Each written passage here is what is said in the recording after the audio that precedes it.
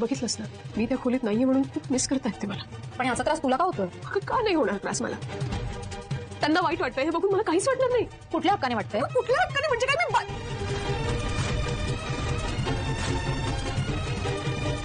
काय झालं? का थांबलीस? मनातलं ओठावर येता येता अडवलंस ना तू स्वतःला? पण किती दिवस अडवशील स्वतःला? आणि हे तू सगळं कुठल्या हक्काने करतेस हे मला नाही सांगितलंस तरी चालेल, पण स्वतःला सांग. आणि मगाशी तूच म्हणालीस मला की तू त्यांच्या प्रेमात पडली नाहीयेस म्हणून.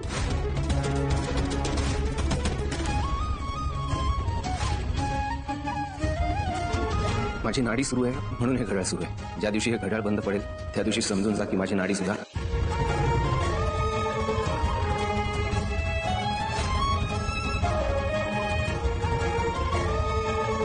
काव्या, का रडतेस? हे बघ मला माहितीये त्यांना भूक लागली की तू तडफडतेस, त्यांच्या डोळ्यात पाणी आलं की तुला भरून येतं. हे प्रेम नाही तर काय आहे काव्या?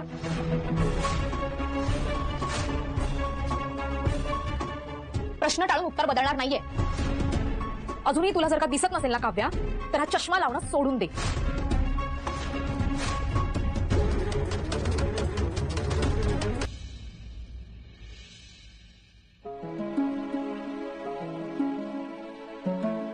अरे जीवा कुठे गेले? जाऊ देत, कुठेही जाऊ देत. मला काय, जे फक्त स्वतःच्या मनाचं करतात त्यांच्याशी मला बोलायचं पण नाही.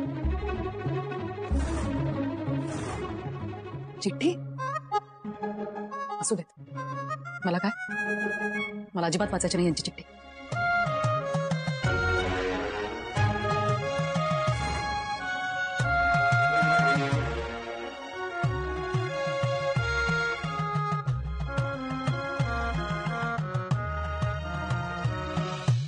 काय ग चकाचक बाई, चिठ्ठी वाचू का नको? या किती वेळ घेतलास? शेवटी घेतलीसच ना चिठ्ठी वाचायला? अरे यांना कसं कळलं मी मी मी चिठ्ठी वाचायला घेतली म्हणून? मला कसं कळलं हाच विचार करतेस ना? अगं कारण मी खोलीतच आहे. काय बसलीस ना? किती सोपं आहे का तुला मूर्ख बनवणं, तुझी फिरकी घेणं. Okay okay sorry sorry. माझ्यावरचा राग आता चिठ्ठीवर काढू नकोस. आय नो काल जरा भांडलो आपण. जरा हा हा हा म्हणजे खूपच भांडलो. पण प्लीज आता राग सोडून दे. आज तुझ्यासाठी खूप मोठा दिवस आहे. सो छान तयार हो आणि चिठ्ठीच्या मागे काहीतरी आहे ते बघ.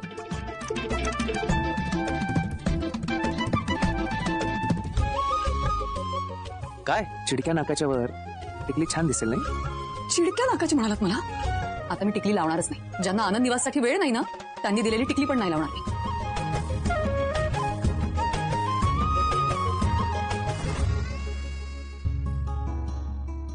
अरे पार झालास तू? भूक लागली असेल ना तुला? काल तुला दूध भात दिला तो पुरला ना रे? पार्थे बघ, तुला असं रात्री अपरात्री भूक लागली ना तर सरळ मला उठवत जा रे, संकोच करू नकोस. आणि आता भरपेट खाऊन जा, मी घेऊन येते. आई आता राहू दे, मला भूक नाही. मला तुझ्याशी बोलायचंय तुझ्याबद्दल. बस बोल. जसं आईला मुलांच्या मनात काय चाललंय कळतं, तसं मुलांनाही कळतं आईच्या मनात काय चाललंय. काल रात्री मी पाहिलं तुझ्या हातून काचेचा बाऊल फुटला. काय चाललंय आई तुझ्या मनात? कसली चलबिचल आहे? लहानपणापासून बघत आलोय आई मी.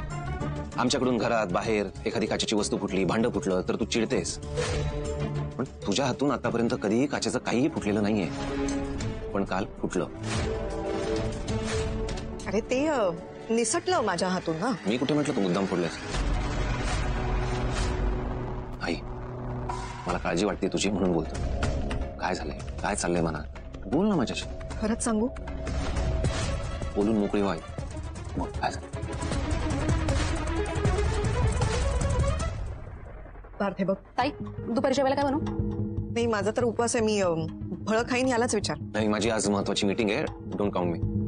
अच्छा मग आज नंदिनीच्या आनंद निवास मध्ये अॅनिव्हर्सरी आहे त्यामुळे ती तिथेच असणार आहे. जीवा पण सकाळपासून बाहेरच म्हणजे कोणीच नाही. असं कसं? काव्य आहेत ना? अगं मी मगाशी गेलो त्यांच्या रूम मध्ये तेव्हा आंघोळीला गेल्या होत्या. त्या खाली आल्या की त्यांना विचारा काय हवंय ते आणि तेच बनव. बर आई तुझ्याही मनात खूप सुरू आहे आणि काव्य सुद्धा अभ्यास करून कंटाळले असते. त्यांना सुद्धा थोडा चेंज मिळेल. तुम्ही दोघी लंच डेटवर जाता का? डेट? नाही नाही काय उगाच. अरे नाही नको, तिला अभ्यास करू दे, तिला डिस्टर्ब करू नको. तुझ्या मनात काय ते तरी सांग. ए आई मी काय म्हणतोय, तू आशाताईंना घेऊन चित्रपट बघायला जातेस का? आशाताई जा लाई बरोबर. हो एक नवीन चित्रपट आलाय, प्रेमाची गोष्ट 2. खूप उत्तम चित्रपट आहे, मी असं ऐकलेलं आहे. तुम्ही नक्की बघायला जा, मी तिकीट बुक करतो. ये तू जाऊया ना. बघ त्या सुद्धा रेडी आहेत.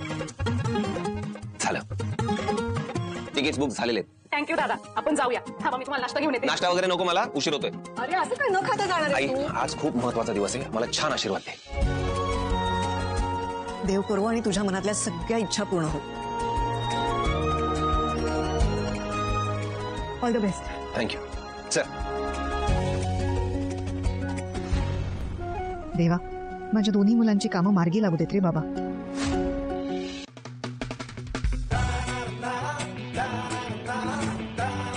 वाव जीवा वाव, कमाल, beautiful model. Thank you sir, thank you so much.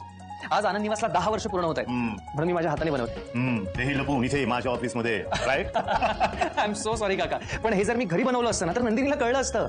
काय आहे, मला तिला सरप्राईज द्यायचं आहे, म्हणून मी इथेच. लवकर आलास, मला सांगितलं वॉचमनने. गुड. नंदिनीला चांगलाच धक्का बसणार आहे आज. अरे सुखद धक्का बसणार आहे. नाही नाही, ते होईलच सर, पण मी आज तिला सरप्राईज देणार आहे हे तिला माहित नाहीये. मी आपलं उगाच प्रिटेंड करतोय की मला वेळ नाहीये वगैरे, पण आज ऐन वेळी जाऊन ना मी तिला छान सरप्राईज देणार आहे. आजचा दिवस ना नंदिनीच्या छान लक्षात राहिला पाहिजे. नक्कीच राहील, आणि फक्त तिच्याच नाही, तुझ्या सुद्धा, कारण तुझ्या प्रोजेक्टला आज सुरुवात होणार आहे. Yes sir, I am very excited. Even I am excited, कारण त्या जागेवरची प्रॉपर्टी पडून तुझ्या स्वप्नांची पहिली वीट लागणार आहे. हो, पण त्या जागेवर ज्यांची प्रॉपर्टी आहे त्यांना वाईट वाटणार ना. तुम्हाला सांगतो काका, मी चाळीपासून मोठ्या घरापर्यंतचा प्रवास केलाय. मी परेलच्या पवार सदन नावाच्या चाळीत राहायचो. जेव्हा ती चाळ डिमॉलिश होणार होती तेव्हा गेलो होतो मी तिकडे. पोटात खड्डा पडला होता माझ्या. आपली एक एक आठवण कोणीतरी मोडून काढते असं वाटत होतं. 2 तास थांबलो होतो मी तिकडे. आता गाडीत जाऊन जो काय ढसाढसा रडलोय मी. आपण जागा विकतो, पण त्या जागेने आपल्या मनात घर केलेलं असतं. त्यामुळे त्या जागेसोबतची अटॅचमेंट आपली पाठ सोडत नाही. आत्ता सुद्धा ती तुटणारी वस्तू ज्यांची असेल त्यांना काय वाटेल या विचारानेच मला. हे माय बॉय, अरे फार इमोशनल आहेस रे तू. अरे जग हे असंच असतं नश्वर. आता उद्या जाऊन तुझ्या त्या लो कॉस्ट हाऊसिंग मध्ये जी लोक राहायला येणार आहे ते सुद्धा त्यांचं आधीचं घर सोडूनच येणार आहे ना. करेक्ट आहे, पण म्हणूनच मी माझ्या नंदिनी लो कॉस्ट हाऊसिंग मध्ये जी लोक येतील ना त्यांना होमली फिलिंग द्यायची जबाबदारी माझी. हो हो हो, म्हणून तर तू तुझ्या वास्तूला तुझ्या बायकोचं म्हणजे नंदिनीचं नाव दिलंयस.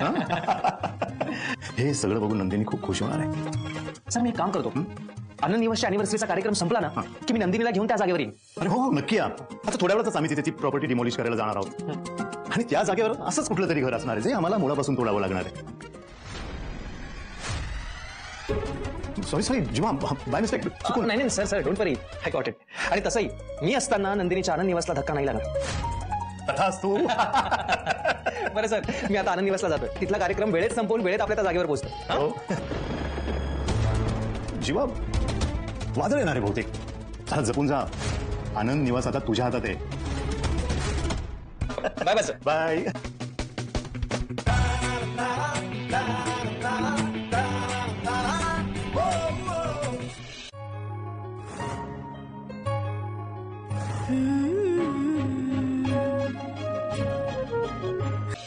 नंदिनी ताई आलीस तू? वाव, किती गोड दिसते. अगं ऍक्च्युली ना नंदिनी ताई या टिकलीमुळे जास्तच गोड दिसतेय. मला दिसणारच ना. जीवाने दिली असेल टिकली. फक्त दिलीच नसेल तर स्वतःच्या हाताने लावली असेल तिच्या कपाळावर टिकली. ताई, तू एकटीच आलीस? जीवादा कुठे आहे आणि कधी येणार आहे? हो ना, आम्ही सकाळपासून किती वाट बघत होतो जीवादादाची. आम्हाला वाटलं सगळ्यात आधी तोच येईल इथे. जसा गणपती विसर्जनाला आला होता. बस अजिबात नाव नाही घ्यायचं जीवादादांचं. आपल्या आनंद निवासला द्यायला वेळ नाहीये त्यांच्याकडे. गेले ते दिवस. आता जे काही सेलिब्रेशन करायचंय ते आपण सगळ्यांनी मिळून करायचंय. बस चला तयारीला लागा. जा. ताई, काय झालंय? भांडण झालंय का तुझं आणि दादाचं? अरे तयारीला लागा म्हणते ना मी. चला निघा इथून. ताई, रेखाताईंचा फोन आला होता. त्यांच्या भावाच्या बाळाचाच बारसा आहे, मग ते आज येणार नाही. काय? हो. अगं पण बरं बरं ठीक आहे. नाहीये. काय आहे? रेखाताई पण नाही, जीवा पण नाहीत. नका येऊ, कोणी येऊच नका इथे. आहे ना मी, गेली 10 वर्ष मी आनंद निवास चालवते. पण या मुलींना आता आलेल्या जीवांची ओढ आहे. मी पण वेडी आहे. मी का त्यांनी दिलेली टिकली लावली? ठीक आहे, मी सुद्धा जीवांना बघून घेईन. या अॅनिव्हर्सरी पेक्षा त्यांना त्यांची कामं जास्त महत्वाची वाटतात ना. अरे हो ताई, ते तू काल आठवण करायला सांगितलं होतंस ना. अगं ते आपल्या या जागेचे ओनर शिरीष काका, हो. ते पण येणार आहेत का? अगं हो, काय झालं, मी कधीपासून त्यांना कॉल करायचा प्रयत्न करते, पण काही कॉन्टॅक्टच होत नाहीये, काही बोलणंच नाही झालं त्यांच्याशी. आणि तुला तर माहितीये ना, 10 वर्ष झाली आपला आनंद निवास त्यांच्या या जागेवर उभा आहे. आज ते आले तर खरंच किती बरं होईल. हो ना. आणि हो, आपल्या ह्या जागेचं रेंट अग्रीमेंट पण रिन्यू करायचंय मला. बरं झालं आठवण केलीस, मी त्यांना कॉल करते. हो. ठीक आहे. अच्छा.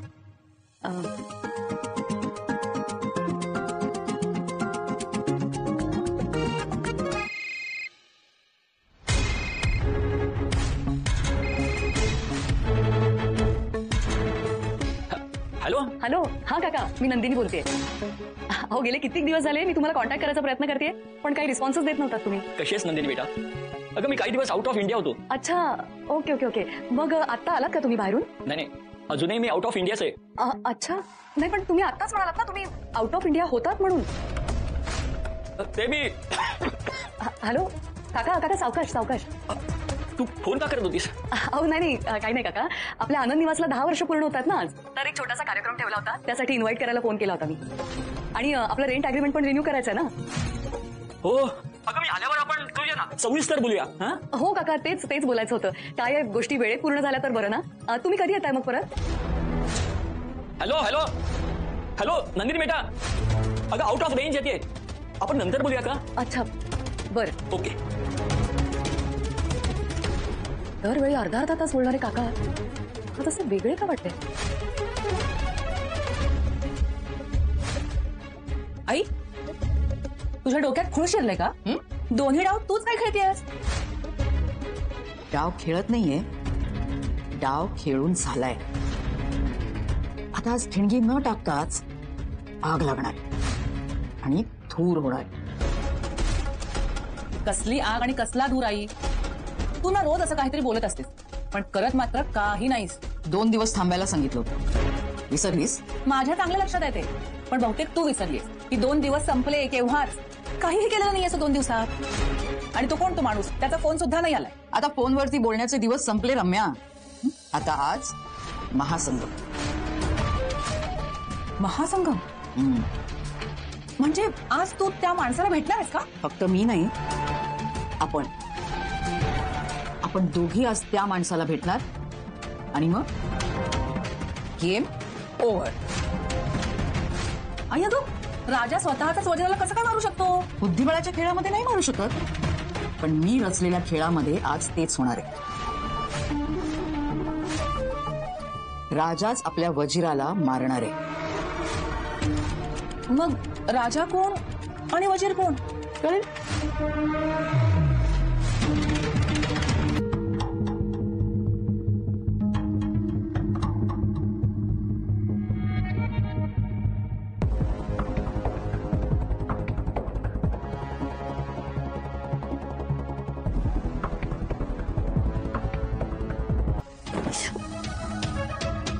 प्रॉब्लेम काय तुझा?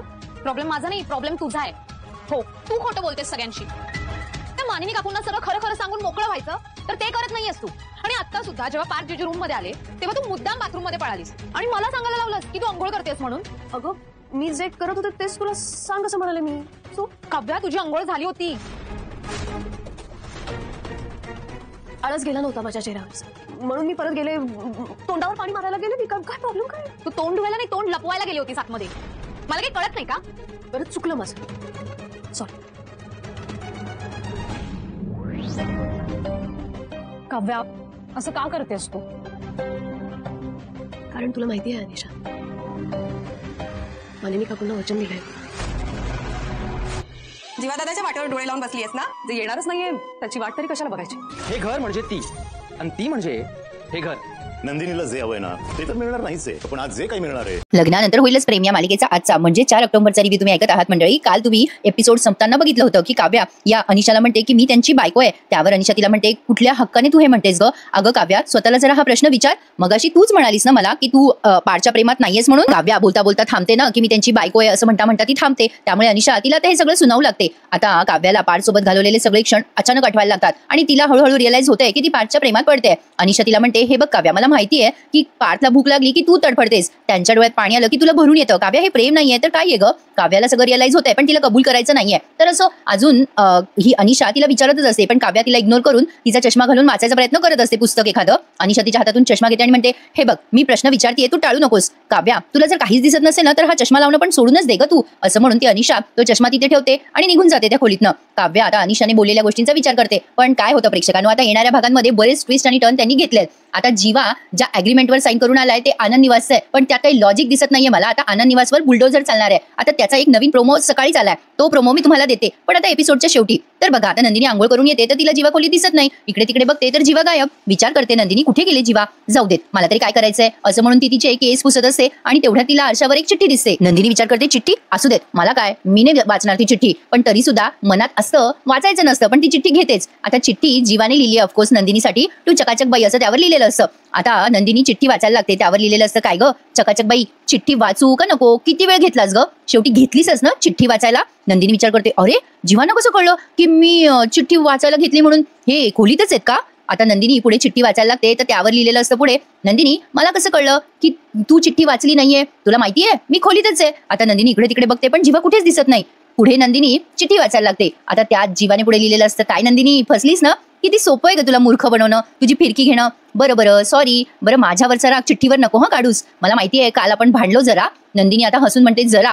आता जीवा म्हणतो, प्लीज राग सोडून दे, जरा जास्तीच भांडलो पण प्लीज छान तयार हो, तुझ्यासाठी आज छान दिवस आहे. चिठ्ठीच्या मागे काहीतरी आहे बघ. आता त्यावरती काहीतरी असे स्टार्स वगैरे लिहिलेले असतात आणि काही टिकल्या असतात त्यावरती आणि त्यात लिहिलेलं असतं, जीवाने या चिडक्या नाकावर टिकली छान दिसेल. मग आता नंदिनी विचार करते, चिडकं नाक म्हणलेत मला हे, जाऊ द्या, आनंद निवासमध्ये यायला वेळ नाही ना, मग मी टिकली लावणारच नाही त्यांनी दिलेली, असं ती म्हणते, पण लावते त्यावरचीच टिकली. इकडे पार्थ त्याच्या आईला म्हणतो, थांब आई मला तुझ्याशी बोलायचंय. आता मानिनी म्हणते, अरे पार्थ तू रात्री जेवलास ना बाबा? अरे तुला दूध भात दिलेला पुरला ना बाबा? अरे तुला ना असं उपाशी पोटी झोपवावं लागलं म्हणजे तू मला उठवत जा रे बेटा, संकोच नको करत जाऊ आणि भरपेट खा बरं. पार्थ आता आपुलकीने त्याच्या आईला जवळ बसवतो आणि म्हणतो, बस बरं मला तुझ्याशी बोलायचंय तुझ्याबद्दल. आता मानिनी नाईलाज असतो बसते तिथे आणि म्हणते, बोल. मानिनीला अंदाज असतोच पार्थ काय बोलणार आहे. तेव्हा पार्थ तिला म्हणतो, आई जसं आईला अंदाज असतो ना मुलांच्या मनात काय, तसं मुलांना पण अंदाज असतो बरं का. तुझ्या मनात काय ते कळतंय मला थोडं थोडं, पण नक्की काय चलबिचल आहे तुझ्या मनात ते सांगशील का? मी तुला लहानपणापासून बघतोय, आमच्याकडनं घरात बाहेर कुठेही काचेची वस्तू फुटली तर तू चिडतेस, तुझ्या हातून तर कधीच काचेचं काही फुटलं नाही, मग तू असं काल अचानक. मानिनी म्हणते, अरे ते निसटलं रे पार्थ माझ्या हातून. पार्थ म्हणतो, आई मी कुठे म्हटलो तुला तू मुद्दाम फोडलं, हे बघ तुझी काळजी वाटते म्हणून विचारतोय, काय झालं काय चाललंय तुझ्या मनात, बोल ना ग माझ्याशी.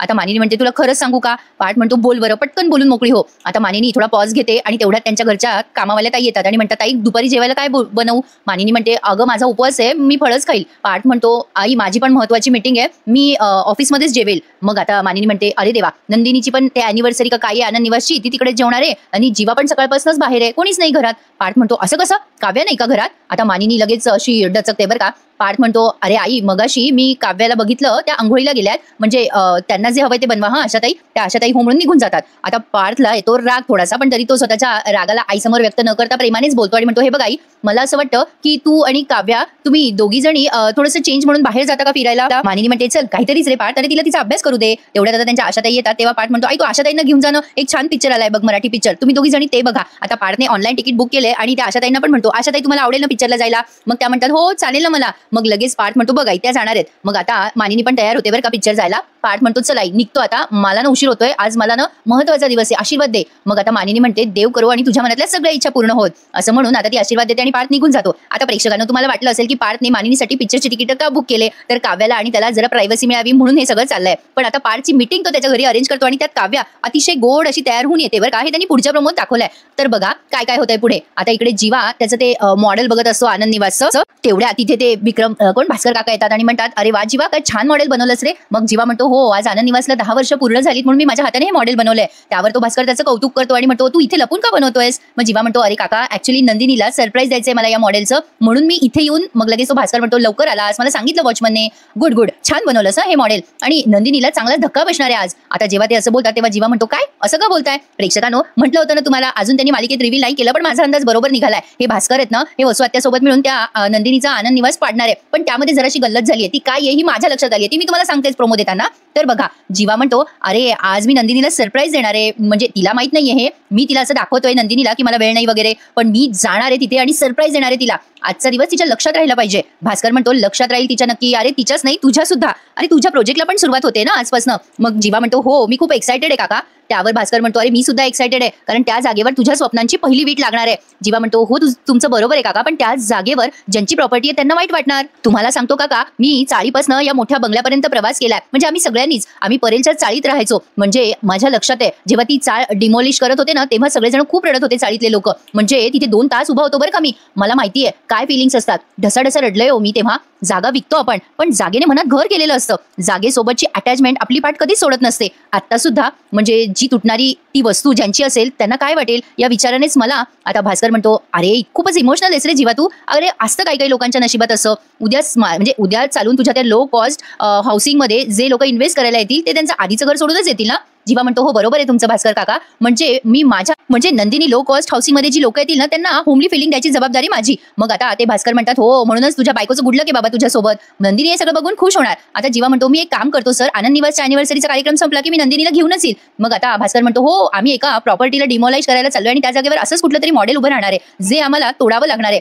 असं म्हणून आता त्या भास्करने त्या आनंद निवासचं मॉडेल हातात घेतलं बरं का. आणि आता हातात घेतल्यावर त्याच्याकडनं ते पडत असतं तेव्हा जीवा ते सावरतो आणि म्हणतो अरे सर हळू. आता भास्कर म्हणतो अरे सॉरी चुकून पडलं रे माझ्याकडनं. आता जीवा म्हणतो अरे इट्स ओके काका, मी असताना मी माझ्या नंदिनीच्या आनंद निवासला धक्का लागूच देणार नाही. त्यावर तो भास्कर म्हणतो चल बेटा तथाच तू. असं म्हणून जीवा आता ते मॉडेल घेतो आणि त्या भास्करचा निरोप घेतो की मी निघतो आता, मला नंदिनीच्या आनंद निवासमध्ये जायचंय. इकडे नंदिनी बाई छान तयार होऊन आल्या आहेत बरं का आनंद निवासमध्ये. जीवा तिला सरप्राईज देणार आहे. नंदिनी अॅनिव्हर्सरी आहे आनंद निवासची म्हणून खुश असते, पण जीवा हजर नाहीये म्हणून कुठेतरी तिला खंत वाटते. बरं आता हा डायलॉग जरा ओव्हरच घेतला बरं का. नंदिनी आल्यावर ती छान दिसते म्हणून त्या आनंद निवासमधल्या तिच्या सगळ्या म्हणजे मैत्रिणी तिचं कौतुक करतात, छान म्हणतात. पण तिने जी टिकली लावली आहे ना त्या टिकलीमुळे ती छान दिसते असं म्हणतात बरं का. आता ती मैत्रीण म्हणते जीवा दादाने दिली वाटतं तुला ही टिकली लावायला. आता हे जरा ओव्हर झालं बरं का प्रेक्षकांनो. टिकलीचं काय आता, टिकली कुठली लावली तरी स्त्री सुंदरच दिसते म्हणजे असं माझं वैयक्तिक मत आहे बरं का. पण असो नंदिनी त्या मुलींना म्हणते ए उगाच चिडवू नका, तुम्हाला काही कामं नाहीयेत का. आता ती मुलगी म्हणते जीवा दादा नाही आला अजून. त्यातली एक मुलगी विचारते तेव्हा नंदिनी म्हणते तुम्हाला काय मी पुरेशी नाहीये का, चला आवरा बरं किती कामं आहे. या सगळ्या पोरी म्हणत असतात अरे आम्ही सकाळपासून वाट बघतोय नंदिनी ताई जीवा दादाची. अरे नेहमीसारखा तो इथे आधी येईल जसा गणपती विसर्जनाला आला होता तसा.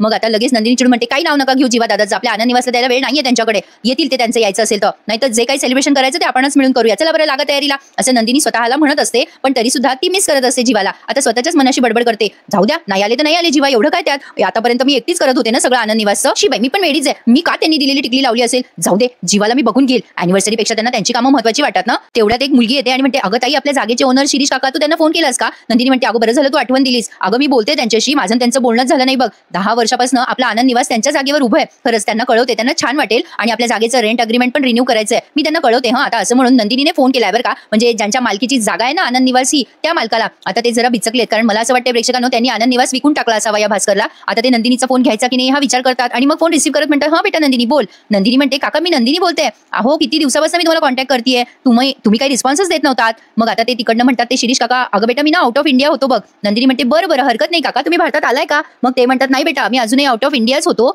ते नंदिनी म्हणते काका मग तुम्ही तेच म्हणतायत ना की होतात आता असाल नाही तेच भारतात. मग ते लगेच टाळतात नंदिनीला आणि खोकल्याचं नाटक करतात. नंदिनी म्हणते हॅलो काका सावकाश पाणी वगैरे प्या. मग शिरीष काका म्हणतात तू का फोन केलास नंदिनी. मग नंदिनी त्यांना म्हणते काका आपल्या आनंद निवासला 10 वर्ष पूर्ण झालीत ना अॅनिव्हर्सरी आनंद निवासची आणि तसंही आपलं रेंट अग्रीमेंट रिन्यू करायचंय तुम्ही याल ना. मग आता ते शिरीष काका म्हणतात बरं मी आल्यावर बोलतो तुझ्याशी सविस्तर बोलतो. नंदिनी म्हणते हो ना काका तेच बोलायचं होतं, वेळेत गोष्टी पूर्ण झालेल्या बऱ्या, तुम्ही केव्हा येताय मग काका. आता त्या शिरीष काकांनी हॅलो म्हणून फोन कट केला. ते नंदिनीला जरा वियर्ड वाटलं बरं का. नंदिनी विचार करते अरेच्या दरवेळेला अर्धा तास बोलणारे काका आज असे वेगळे का वागले असतील, असेल बाबा काही असा नंदिनी विचार करते आणि इग्नोर करते त्या विषयाला. पण आता प्रेक्षकांनो काय केलंय वसुआत्याने ते रम्याला काही अजून माहिती नाही. आता हा सीन रम्या आणि वसुआत्याचा घेतलाय. आता ती वसुआत्या बुद्धिबळ खेळते बरं का आणि रम्या तिला म्हणते काय गाई तुझ्या डोक्यात काही खूळ शिरलंय का, दोन्हीकडनं डाव काय तू खेळतेस. वसुआत्या तिला उत्तर देतात डाव नाही खेळते मी, डाव माझा खेळून झालाय. आता आज ठिणगी न टाकता आग लागणार आहे रम्या आणि धूर होणार आहे. रम्या म्हणते काय बडबडतेस आई, कसली आग कसला धूर, काहीतरी बडबडतेस रोज आणि होत मात्र काही नाही. वसुआत्या म्हणतात तुला म्हटले होते ना मी 2 दिवस थांब, विसरलीस ना तू. रम्या म्हणते माझ्या लक्षात आहे ग तूच विसरली आहे, झाले 2 दिवस संपले,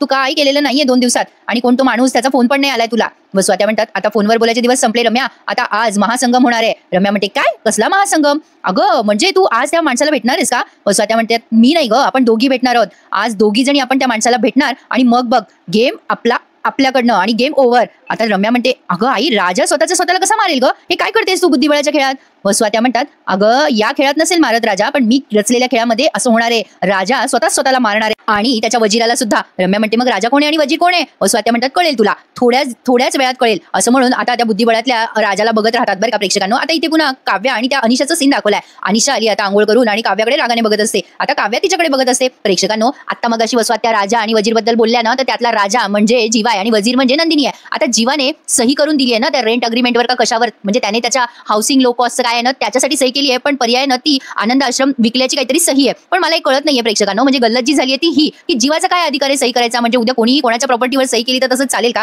काहीच्या काही दाखवतात मालिकेमध्ये. आता ते आपल्याला येणाऱ्या भागांमध्ये स्पष्ट होईलच नेमका काय धिंगाणा झालाय ते. तर असो, आता काव्या तिचं वाचत असते, अनिशा काम करत असते, पण अनिशा मुद्दाम तिला इरिटेट करते. ओला टावेल गादीवर टाकते, तिच्या अंगावरती त्या ओला टावेलचे शिंतोडे असे झटकते. मग काव्या चिडून म्हणते, काय झालंय अनिशा, काय प्रॉब्लेम आहे तुझा? अनिशा चिडून म्हणते, माझा प्रॉब्लेम नाही तुझा प्रॉब्लेम आहे. तू खोटं का बोलतेस ग काव्या सगळ्यांशी? त्या मानिनी काकूला खरं सांगून मोकळं व्हायचं तर दिलं सोडून, ते नाही करतेस तू. आता पण पाच रूम मध्ये आले तर तू मुद्दाम रूम मध्ये पळाली 7 मध्ये आणि मला सांगितलं की आंघोळ करायला गेले म्हणून सांग. काव्या म्हणते, अगं मग मी करतच होते ना, आंघोळीला जात होते ना. अनिशा म्हणते, काव्या परत खोटं बोलतेस हा, तुझी आंघोळ झाली होती तेव्हा. काव्या म्हणते, अगं आळस आला होता माझ्या चेहऱ्यावर म्हणून मी थोडं तोंडावर पाणी मारायला गेले होते बाथरूम मध्ये. अनिशा म्हणते, खोटारडे, चल तोंड लपवायला गेली होतीस तू बाथरूम मध्ये, मला काय कळत नाही का? काव्या म्हणते, बरं बाई चुकलं, माझं चुकलं. अनिशा आता तिच्या जवळ बसते आणि तिला प्रेमाने समजवते, असं का करतेस काव्या तू, अगं असं नको न करूस. काव्या म्हणते, अनिशा तुला माहिती नाहीये पण मी मानिनी काकूंना वचन दिलंय, त्या चिडल्यात ग माझ्यावर. आता इथे त्यांनी हा एपिसोड संपवलाय बरं का प्रेक्षकांनो. आता पुढच्या भागामध्ये तुम्हाला दिसणार आहे हा जीवा त्या नंदिनीसाठी आनंद निवासचं मॉडेल घेऊन जातो आणि तिथे तिला सरप्राईज देऊन म्हणतो, नंदिनी म्हणजे आनंद निवास आणि आनंद निवास म्हणजेच नंदिनी, नंदिनीच्या काळजाचा तुकडा म्हणजे हा आनंद निवास. आता जीवा तिथे आल्यामुळे नंदिनी एकदम हॅपी झालेली आहे, खूप खुश झालेली आहे त्याला बघून आणि ते सरप्राईज बघून सुद्धा. इकडे भास्कर त्या शिरीष काकांना भेटून सांगतो, नंदिनीला जे हवंय ते तर तिला मिळणार नाहीच आहे, पण जे तिला मिळेल ते बघून तिच्या पायाखालची जमीन सरकणार आहे असं भास्करने प्लॅन केलाय वसुआत्यासोबत मिळून.